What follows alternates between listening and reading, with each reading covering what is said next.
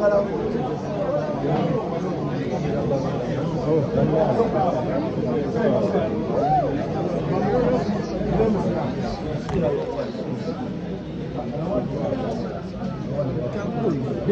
power. Our power. People power. NUP. Everywhere. Everywhere. NUP.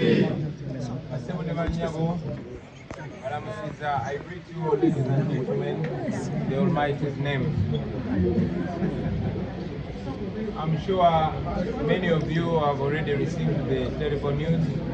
I'm here to reaffirm the terrible news that we have lost the Honorable Segirinya, Member of Parliament for Kawempe North. Segirinya has been and will remain a comrade. We all know the circumstances that led to the chronic illness and final death of Segirinya. He endured prison, unjustified prison, endured torture. He always complained, but many people used to take it for a joke until they can't take it for a joke no more. Very sadly, we've lost Mama Segirinya. We condole with the family. The tentative program is that we shall hold a vigil this evening, beginning at 4 p.m. at the National Unity Platform headquarters. We shall spend the night there with our brother.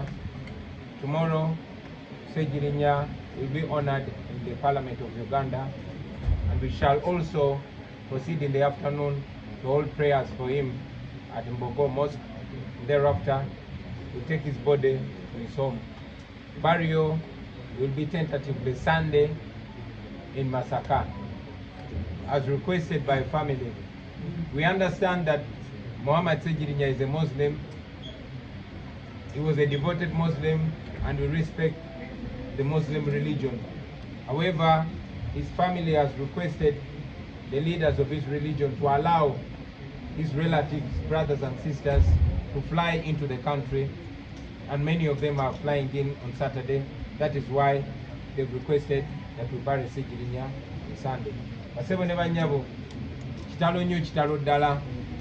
Banji kumwe mwawulidde dda amawulire naye ndi wano kakasa amawulire ag'okufa kwa muganda waffe Honorable Muhammad Segirinya, MP wa Kawempe North. Inna lillahi wa inna ilaihi raji'un.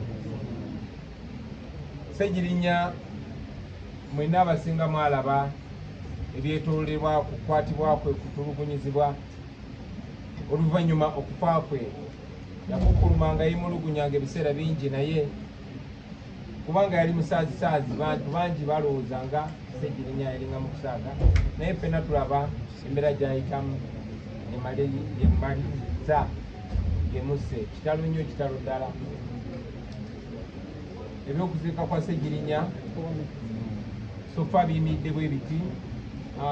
Olwaleero tugenda kumulumbe era tugenda mukungubagira ku kitebe kyaffe kya National Unity Platform Makerere Kabule kutandika ne ssaawa 10 enkya ku makya ssaawa 3 agenda kutwalibwa mu Parliament y'eggwanga asibwemu ekitiibwa ng'omubaka wa Parliament. Egyo tunaava ssaawa ez'omutuntu ate bamusaalire muzikiti Embogo. Tunavaawo tugende mu maka ge Kasanga tijja n'asula. Tujja kuvaayo tumutwale e Masaka era ng'agenda kuzikibwa ku lunaku olw'Essande e Masaka. Endagiriro ejja kuba ebaweebwa. Tukimanyi bulungi nti Segirinya abadde musajja Muisiraamu era ng'assaamu nnyo eddiini y'ekitiibwa. Okusinziira ku byalaama ne byayogera ne famire ye, n'okusinziira ku kusaba kwa famire ye, naddala ng'abaganda be abamu bali mitala w'amayanja ng'abasinga obungi batuuka ku Lwamukaaga, famire ye esabye obukulembeze bw'Abasiraamu bukkirize tulindeko baganda be batuuke alyoke aziikibwe, kyetutaddemu ekitiibwa. Kitalo nnyo, kitalo ddala. Basebo ne bannyabo, abawagizi ba Segirinya, abamwagala, ababadde akiikirira, naffe bakulembeze banne. Mukama tusaba musaasire ebyo ne byamusobako, omwoyo gwe agulamuze ekisa. Ebisigadde tunaba tubibategeeza. Inna lillahi wa inna ilaihi raji'un.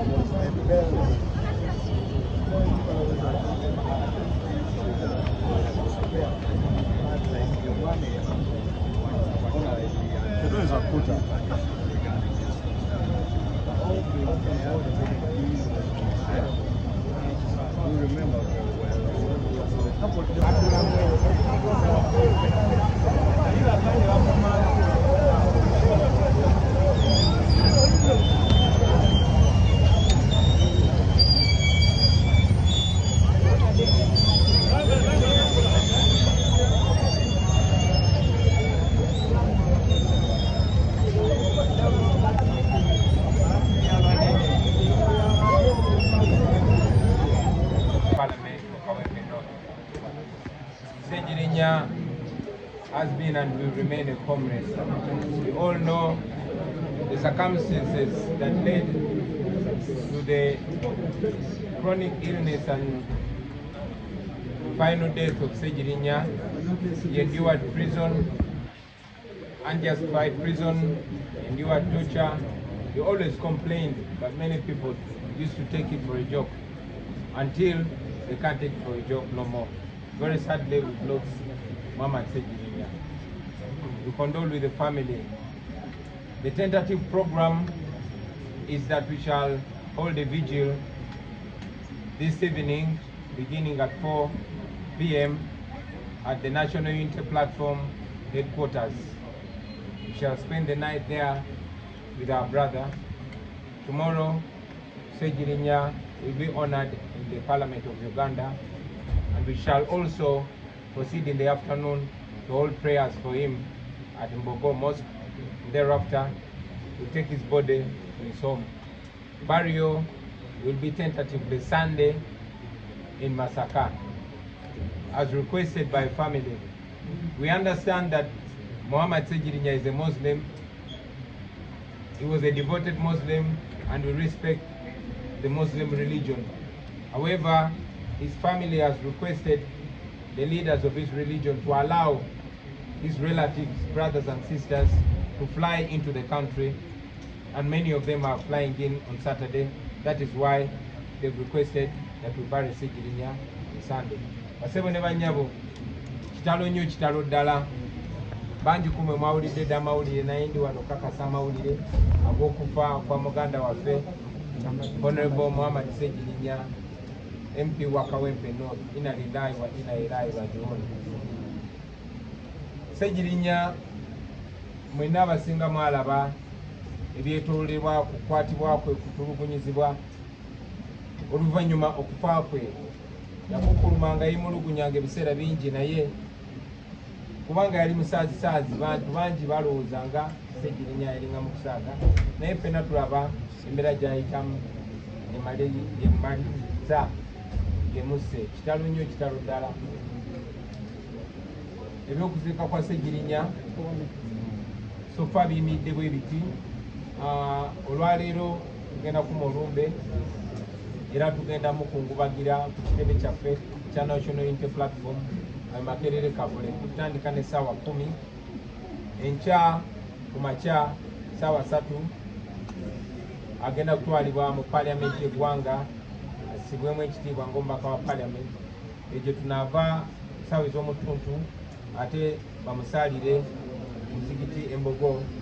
Tunaavaawo tugende mu maka ge Kasanga tijja n'asula. Tujja kuvaayo tumutwale e Masaka era ng'agenda kuziikibwa ku lunaku olw'Essande e Masaka. Endagiriro ejja kuba ebaweebwa. Tukimanyi bulungi nti Segirinya abadde musajja Muisiraamu era nga assaamu nnyo eddiini y'ekitiibwa. Okusinziira ku byalaama ne byayogera ne famire ye n'okusinziira ku kusaba kwa famire ye naddala nga baganda be abamu bali mitala w'amayanja nga basinga obungi batuuka ku Lwamukaaga, famire ye esabye obukulembeze bw'Abasiraamu bukkirize tulindeko baganda be batuuke alyoke aziikibwe kyetutaddemu ekitiibwa. Kitalo nnyo, kitalo ddala abasebo ne bannyabo abawagizi ba Segirinya abamwagala ababadde akiikirira naffe bakulembeze banne. Mukama tusaba musaasire byonna ebyamusobako, omwoyo gwe agulamuze ekisa. Ebisigadde tunaba tubibategeeza. Inna lillahi wa inna ilaihi